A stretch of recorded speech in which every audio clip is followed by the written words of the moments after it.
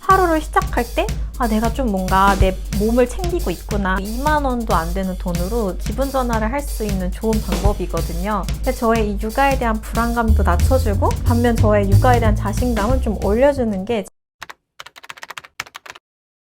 안녕하세요 여러분, 꿀밍입니다. 벌써 2025년이 된 지 일주일이 넘어가고 있어요. 평소 같았으면 제가 진짜 파워 J라 벌써 신년 계획을 다 세웠겠지만 올해는 제가 처음으로 엄마가 되는 해다 보니까 어떻게 이 1년 계획을 세워야 될지 진짜 고민이 많더라고요. 그래서 12월부터 1월까지 고민도 정말 많이 하고 이 아이의 발달 단계별로 그리고 저의 이 자기 개발로 어떻게 1년을 채울 수 있을까 고민을 많이 하면서 출산을 앞둔 엄마의 1년 계획을 세워보았어요. 한번 같이 노트 같은 거 피시고 저도 이렇게 아이패드 갖고 왔으니까 우리 같이 한번 신년 계획을 세워보아요.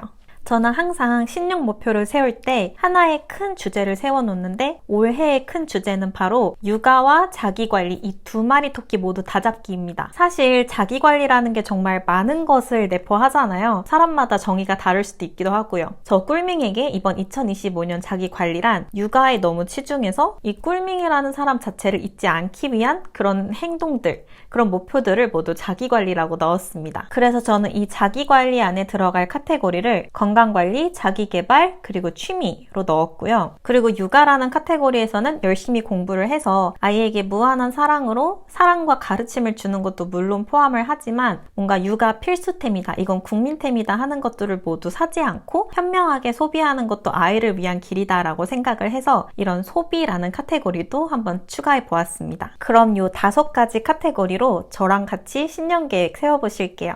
첫 번째 카테고리, 바로 건강입니다. 사실 우리 삶에 건강이 없으면 뭐 자기개발이든 취미든 무슨 의미가 있겠어요. 그래서 1년 내내 지키고 싶은 목표는 바로 건강한 아침 챙겨 먹기예요. 그래서 왜 하필 아침일까? 이렇게 생각하실 수도 있는데 제가 최근에 다시 이제 집에서 그릭 요거트를 만들어서 그래놀라랑 알룰로스랑 해가지고 아침을 챙겨 먹고 있거든요. 근데 이게 확실히 아침을 건강하게 먹다 보니까 하루를 시작할 때 내가 좀 뭔가 내 몸을 챙기고 있구나 라는 생각도 무의식 중에 들고 아침을 이렇게 건강하게 먹었는데 저녁에 갑자기 뭐 훌랄라 치킨을 시켜 먹는다 이러면은 좀 이렇게 언밸런스하다는 생각이 들어서 이런 배달 음식들도 좀 줄이게 되는 것 같은 거예요. 그리고 아침에 내가 이렇게 그릭 요거트를 먹는 거를 식단을 신경 쓰다 보니까 이게 습관이 돼서 하루 중에도 좀 건강하게 먹게 되더라고요. 그래서 아무리 아이를 키우고 육아하는 게 힘들더라도 이 그릭 요거트 그냥 통에서 퍼서 그래놀라 부어서 알룰로스 그냥 섞어 놓으면은 이게 뭐 식거나 뭐 차가워져도 그냥 먹으면 되는 음식이니까 괜찮을 것 같다라고 생각을 했어요. 그리고 다음으로 제가 지키고 싶은 것은 당연 운동이에요. 이 맘카페나 이제 블로그 이렇게 서칭을 좀 많이 해봤는데 우리 어른들이 말씀하시길 출산하고 나니까 몸이 예전 처녀적 같지 않아 이렇게 말씀을 하시잖아요. 그 이유 중 하나가 이 갈비뼈가 늘어나고 복직근이 늘어나는데 이걸 제대로 다시 닫아주거나 원상복귀를 하지 못해서 그렇다고 하더라고요. 물론 이 몸은 원래의 상태로 돌아가려는 성질이 있기 때문에 뭐 운동을 안 한다 그래서 복직근 이게가 다시 다치지 않는다 뭐 이런 건 아니라고 해요. 근데 물론 운동을 같이 하면은 이 늘어났던 살의 탄력도 붙고 이 갈비뼈를 다시 닫고 하는데 도움을 줄 수도 있다고 하니까 저는 이렇게 운동을 병행해 보려고 합니다. 저는 제왕절개 산모라 제가 2월 중순에 이제 제왕절개에 들어가게 되는데요. 이제 제왕절개를 하고 나면은 100일 정도는 헬스나 뭐 필라테스 이렇게 근육을 사용하는 운동을 하지 말라고 하더라고요. 3개월 정도는 집에서 스트레칭을 하고 6월 초부터는 필라테스를 매주 2회 가는 것을 저의 1년 목표로 잡으려고 해요. 그래서 사실 제가 이렇게 임산부 티가 나기 시작한 이렇게 배가 많이 나오고부터는 운동을 많이 못했거든요. 좀만 움직여도 허리가 너무 아파가지고 운동을 많이 못했는데 이렇게 이제 6월이면은 운동을 다시 다닐 수 있겠다라는 생각을 하니까 좀 마음이 설레는 것 같아요. 그리고 다음 저의 목표는 자기계발이에요. 저는 이제 임신이랑 퇴사하고서도 집에서 가만히 있는 걸 하지 못하겠더라고요. 그래서 이렇게 퇴사하고 임신하는 중, 이 중에도 이렇게 유튜브도 해보고 여러 가지 준비도 하고 일을 정말 많이 벌렸던 것 같아요. 곧 출산을 하게 되고 아이가 생길 이번 2025년에 만약에 자기계발이라는 주제가 없다면 너무 육아에 매몰되거나 제가 이렇게 열심히 공부해서 대학 나오고 했던 이 모든 것들이 결국엔 육아를 하기 위함이었나? 하고 약간 이렇게 자기 존재에 대한 의문이 많이 들면서 우울해질 것 같은 거예요. 그래서 정말 소소하지만 지킬 수 있는 이런 자기계발 목표들을 세워보았습니다. 자기 개발의 제1 목표는 바로 중국어 배우기예요. 웬 중국어야? 이렇게 생각하실 수도 있는데 제가 입덧이 심할 때 거의 누워만 있었거든요. 그때 제가 정말 재밌게 보았던 것이 중국 드라마였어요. 전개가 이렇게 한국 드라마랑 다르니까 앞으로 어떻게 될지 막 상상이 안 되는 거예요. 그래서 정말 재밌게 봤었는데 그때 제가 이제 중국어에 좀 흥미도 느끼고 구몬도 시작하면서 중국어 공부를 하기 시작했어요. 당장 이번 주 일요일에 HSK 2급을 보러 가는데 이걸 포함해서 중국어를 배우는 것이 저의 목표입니다. 그래서 좀 더 세분화하게 말씀을 드리면 제가 일주일에 한 번 15분씩 구몬을 하고 있거든요. 거의 뭐 이렇게 초등학생 수준인데 구몬 숙제하고 15분 동안 선생님이랑 화상으로 얘기하고 이런 것들이 너무 재밌는 거예요. 그리고 밤 8시에 하니까 충분히 이제 아이를 키우면서도 아이가 밤잠에 들었을 때 그리고 그 시간에 남편이 있는 시간이니까 구몬을 끊지 않고 이번 1년 동안 꾸준히 하는 것이 저희 목표입니다. 그리고 두 번째 목표는 바로 HSK랑 관련된 건데요. 당장 이번 주 일요일에 볼 2급은 당연히 합격하길 저희 목표로 잡고 있고요. HSK 3급이면 그래도 이제 여행 가서 어느 정도 소통도 될 것 같고 그리고 다른 사람이 듣기에도 HSK 3급이면 그래도 중국어 좀 하네 라고 하는 정도는 될 것 같아서 12월 전까지 인강을 통해 독학으로 3급을 따는 게 저의 목표입니다. 다음으로는 제가 지금 촬영하고 있는 이 유튜브를 주 1회 업로드하는 것이 저의 목표입니다. 사실 제가 이제 과거를 돌아보면은 이렇게 공부하는 거 빼고 제가 다른 거를 시도했을 때 조금 해보고 안 되면 나 여기 소질이 없나 봐. 나 못하겠어. 이렇게 하고 손을 떼어버렸어요. 20대 후반이 된 지금 과거를 뒤돌아보면은 그때 좀 더 끈기 있게 했으면 어떨까 하는 후회가 남더라고요. 그래서 사실 유튜브라는 게 제가 이렇게 열심히 한다 그래서 이거에 따라서 성과가 나는 건 아니지만 올 한 해 매주 1회씩 업로드하면서 저의 편집 스킬도 좀 늘었으면 좋겠고 기획력이나 이렇게 촬영하고 말하고 하는 것들이 좀 늘지 않을까 해서 성과와 관련 없이 유튜브를 주 1회 업로드하면서 제 자신의 발전에 도움이 되도록 하는 것이 올해 목표예요. 그리고 취미가 목표라니 하고 좀 의아해 하셨죠? 근데 사실 제 대목표가 제 자신을 잃지 않으면서 육아를 하는 거였잖아요. 그래서 이렇게 취미도 목표로 넣고 이 목표를 볼 때마다 내가 취미가 있었지 하고 상기시켜주는 게 되게 중요하다고 생각을 했어요. 그래서 제가 정말 좋아하는 취미 중 하나인 꽃꽂이를 제일 먼저 넣었습니다. 제가 회사를 다닐 때도 꽃 자체를 너무 좋아해서 꽃 정규 클래스를 신청해서 듣곤 했었어요. 그리고 항상 꽃집을 차리고 싶다 이런 로망이 있었는데 제가 이걸 잊고 있었거든요. 근데 최근에 이제 생일이고 해서 남편이 여기 이렇게 꽃을 사다 줬는데 집안에 생화가 있으니까 그 주변 갈 때마다 향기도 너무 좋고 그냥 이렇게 병에 꽃 하나 들었을 뿐인데 집안 분위기가 너무 화사해지고 볼 때마다 기분이 너무 좋은 거예요. 그래서 육아를 하는 동안에도 너무 꽃가루가 많이 날리지 않는 꽃들로 좀 준비해 놓으면은 꽃병이 있는 구역을 지나갈 때마다 그리고 꽃향기를 맡을 때마다 정말 힐링이 될 것 같은 거예요. 그래서 원래 저는 꽃시장 가서 꽃을 직접 사와서 이렇게 꽃꽂이 하는 걸 좋아했는데 아기가 있는 상황에서는 꽃시장 가긴 조금 어려울 것 같고 농라예프라는 네이버 카페를 이용하려고 해요. 예전에 이제 회사 일이 바쁠 때 제가 이용했던 구매 사이트인데 꽃시장에서는 꽃 경매를 통해서 이걸 따와가지고 파는 거고 농라예프는 이 꽃 농장에서 이 농장을 운영하시는 분들이 직접 이 플랫폼을 통해 판매를 하시는 거예요. 그래서 단점이라면 사실 꽃 종류가 다양하지 않다는 점이고 장점이라면은 한 단의 가격이 꽃시장보다도 싸고 집 앞으로 바로 배송이 오니까 저처럼 차도 없고 운전도 못하고 이렇게 시간도 없는 사람에게는 농라이프에서 농장 직거래로 꽃을 사는 게 정말 좋은 대안이 될 수 있다고 생각을 해요. 그래서 여러분도 2만 원도 안 되는 돈으로 기분 전환을 할 수 있는 좋은 방법이거든요.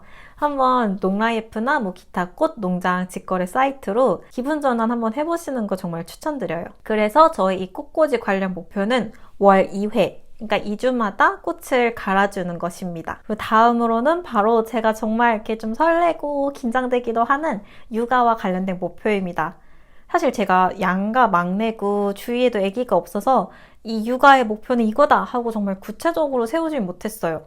하지만 지금 당장 제가 생각하기에 아이에게 이것만큼은 정말 해주고 싶다 하는 것을 목표로 잡아보았습니다. 우선 제일 먼저는 육아책을 매달 한 권씩 읽고 정리해 놓기예요. 제가 이 목표를 세우게 된 이유가 제가 지금 읽고 있는 육아책이 뱃사 육아라고 하는 육아책인데요. 저한테 좀 와닿았던 문구가 우리가 육아를 하면서 궁금증이 생기거나 이게 맞나 싶을 때 블로그, 맘카페, 유튜브를 찾아보면서 어쩌면 전문 분야인 육아라는 분야에서 부정확한 정보를 얻느라 아이와 함께할 시간을 놓치고 있다는 거였어요. 물론 책들이 모두 100% 정확한 정보를 갖고 있다고 보긴 어려운 것도 저도 알아요. 하지만 만약에 교보문고 베스트셀러라면은 정말 많은 사람들이, 육아를 거쳐간 사람들이 이 책에 있는 정보만큼은 도움이 됐다거나 이 책에 있는 정보만큼은 믿을 수 있다라고 생각해서 베스트셀러에 간 거일 거기 때문에 매달 한 권쯤은 제가 이 아이의 교육을 위해서 읽어도 정말 좋을 것 같다라는 생각이 들더라고요.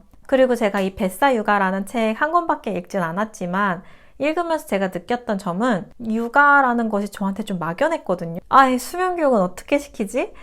모유 먹여, 분유 먹여 이런 것들에 대한 궁금증을 책을 읽으면서 정말 많이 해소가 되더라고요. 저의 이 육아에 대한 불안감도 낮춰주고 반면 저의 육아에 대한 자신감은 좀 올려주는 게 책을 읽는 행위인 것 같아서 매달 한 권씩 육아와 관련된 책을 읽으려고 합니다. 그리고 다음으로는 아기를 위한 맞춤 교육 짝이에요. 예를 들면 생후 직후 아이들은 눈에 초점이 안 맞기 때문에 흑백 모빌, 흑백 초점책으로 아이의 초점을 잡아주고 그 이후에는 컬러 초점책, 그 이후에는 터미타임을 도와줄 수 있는 장난감 등등등 이렇게 아이의 발달 과정에서 엄마가 도와줄 수 있는 것들이 굉장히 많더라고요. 근데 이것도 제가 책을 읽거나 찾아보지 않으면 정말 모를 정보들이잖아요. 그래서 이러한 정보들을 열심히 찾아서 매달 아이의 발달 과정에 따라 제가 도와줄 수 있는 부분을 정리하고 아이와 있는 시간이 정말 소중한 시간인데 그 시간을 그냥 이렇게 그랬어요. 이렇게 하면서 그냥 보내는 게 아니라 좀 더 생산적이고 아이에게 도움이 되는 방향으로 시간을 보내는 것을 목표로 하고 있습니다. 근데 1년 내내 저 혼자서 놀이도 만들고 교구도 만들고 하면은 너무 지칠 것 같은 거예요. 그래서 난 내가 다 할 수 있어. 이런 자신감을 좀 버리고 외부의 도움을 좀 적극적으로 활용을 하려고 합니다. 저번에 장 보러 갔는데 집 근처 홈플러스에서 5개월 아이부터 할 수 있는 문화센터가 있더라고요. 이런 문화센터도 적극 이용을 하고 또 방문 교육도 있으니까 오감 발달 놀이 아니면 아이의 신체 발달과 관련된 방문 교육도 좀 적극적으로 이용을 해서 아이의 발달이 적절히 이루어지도록 프로그램을 짜는 이런 PD가 되는 것이 저의 목표입니다. 그리고 이제 마지막 카테고리 바로 소비인데요. 제가 원래 이렇게 불필요한 소비를 좋아하진 않아요. 제가 입학식 때 입었던 정장도 요즘도 면접 보러 갈 때나 중요한 일이 있을 때 입곤 하는데 근데 이게 아이랑 관련되니까 제 마음가짐이 좀 달라지더라고요. 예를 들면은 이거 꼭 있어야 된대. 이거 국민템이래 라는 릴스를 보게 되면은 저도 모르게 막 사야 될 것 같은 거예요. 지금 이 특가 놓치면 다시는 없을 것 같고 꼭 사야 될 것 같은데? 이런 이렇게 불안감이 들어서 문제가 될 수도 있겠다라는 생각이 들었어요. 사실 릴스로 봤을 때는 정말 혹하거든요. 직접 좀 시간을 갖고 찾아봤을 때 아이에게 위험할 수 있는 경우도 있었고 KC 인증을 받지 않은 경우도 있고 그게 없어도 아이 키우는데 전혀 문제가 없다 이런 경우도 정말 많았어요. 아니면 그게 A라는 브랜드면 BCD라는 브랜드에서 비슷한 성능의 거의 동일한 스펙인데 훨씬 더 저렴하게 살 수 있는 경우도 많았고요. 그래서 저는 이제 릴스를 보거나 주위에서 이렇게 들었을 때 이거 있어야 돼 하는 상품들은 위시리스트에 놓고 일주일 동안 고민해보는 것이 저의 목표예요. 그 일주일 동안에는 대체품이 있나 찾아볼 수도 있고 아니면 이게 정말 필요한지 만약 필요하다면 KC 인증을 받고 이 아이에게 정말 안전한 제품인지 후기는 어떤지 이렇게 꼼꼼하게 따져볼 수 있다고 생각을 해요. 물론 기저귀, 손수건, 분유 이런 건 당연히 바로 쿠팡으로 구매를 해야겠죠. 근데 이제 이런 카테고리에 들어가는 것은 아이 풀장, 역방쿠 이런 것처럼 5만원, 10만원 이상의 고가의 제품인데 아이에게 필요하다고 들려오는 것들에 대해서 위시리스트에 적으려고 합니다. 여러분, 그래서 이렇게 저의 신년 목표 5가지 카테고리로 한번 정해보았는데요. 물론 이 5가지 카테고리는 저의 세분화된 행동 목표들도 중요하지만 제가 가장 중요하게 생각하는 것은 육아를 하며 제 자신을 잃지 않고 제 자신을 챙기다가 육아를 소홀히 하지 않기 이 2마리 토끼를 모두 잡기예요. 여러분도 올 한 해 목표 잘 세우셨길 바라며 이번 2025년 한 해도 정말 좋은 일만 가득하시고 목표를 이뤄서 올 한 해가 모두 갔을 때 이번 한 해 정말 잘 살았다 하는 한 해가 되시길 바랍니다. 영상 끝까지 시청해주셔서 정말 감사드리고요. 저는 다음에 더 재밌는 영상으로 찾아뵙겠습니다. 감사합니다.